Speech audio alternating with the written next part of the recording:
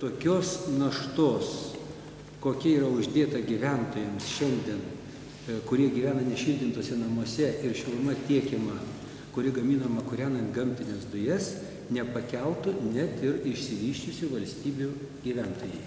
Reiškia, pagal santykinės išlaidas šildymui šiandien dienai Lietuva yra pati prasčiausia atrodo. Ir čia kiekvienai vyriausybė turėtų būti aišku, kad kuo skubiau reikia bėgti nuo šito kuro, nepriklausyti nei nuo Gazpromo, nei nuo kitų dujotiekių, kurie vėlgi brangus ir vėl guls į tą dujų kainą, o priešingai maitinti geriau savo ekonomiką, tuos pinigus maksimaliai palikti, kurie sugrįžta. Tas investuotas į biokuro megavatą, jisai 30-40% iš karto ateina atgal mokesčių pavidalu. Vyriausybės programoje yra labai aiškus įsipareigojimas. Nuo 2008 iki 2012 metų energetikos skirsnyje 12-ame, kad per šios 4 metus šios vyriausybės kadencijos bus sumažintas dujų naudojimas nuo 80% iki 40%, gaminant šilumą Lietuvoje.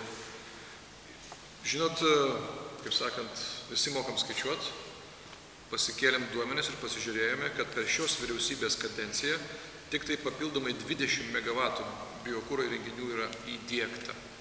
Tai reikštųsi, kad vyriausybė šiuo atveju nuo 80% dujų suvartojimo sumažino iki 79,5%.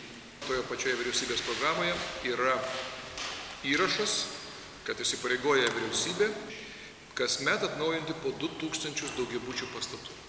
Kasmet. Tai yra dokumentas, tai yra patvirtintas Seimo. Rezultatą, kokį mes šiandien turime, tik tai pagal naują vyriausybės programą, tik tai 2 pastatai yra modernizuoti Lietuvoje per šiuos daugiau negu 3 metų.